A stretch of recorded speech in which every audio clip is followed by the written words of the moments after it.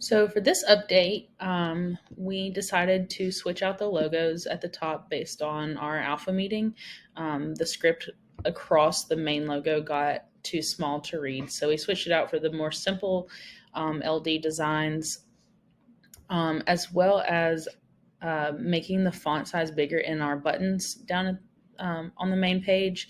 With the finer strokes in the font, we decided to make that font a little bit bigger so that it was more readable.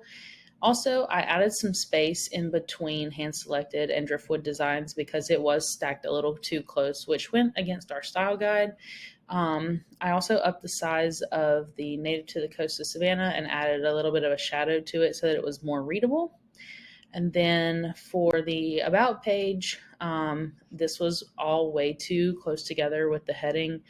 And even at the top, that was cut off and not readable.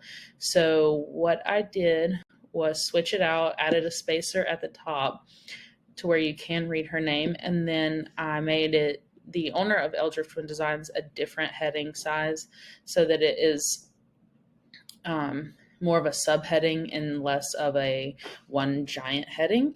And then I think maybe in the future we might change the color of it so that it does pull in one of our alternate style guide colors and it's not all just that navy blue. For beta 25%, we added a carousel to the homepage of Driftwood Designs. This way customers can flip through some of the products that are available as soon as they scroll down the homepage a bit. We also took this a step further and added an entire gallery page to Driftwood Designs, and we added it as a menu option. As you can see, this page lists a lot of the products that are available. However, as you can see, the page is kind of hard to look at, so next week I plan to flesh this page out a bit. The images should be larger and easier to look at. And I also plan to add some text to this page so that customers know that they can message Laura about any of these designs and she can make it for them.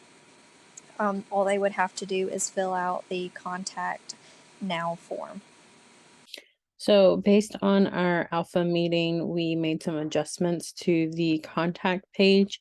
We relocated the contact form to the top of the page since that is how we want the majority of the contacts to be filtered.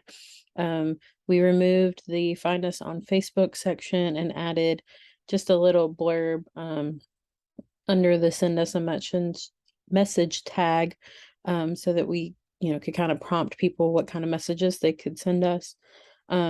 And then we bumped down the Get in Touch section towards the bottom. It still includes the phone number, email address, and store location for customers to be able to find the information to contact the owner. And then we still have the Socialize with Us button in the footer of the page. We're going to be looking at possibly finding a different section on the contact page to include that, since it is one of the main ways that the owner communicates with the customers. So that is what our plans are moving forward in our beta.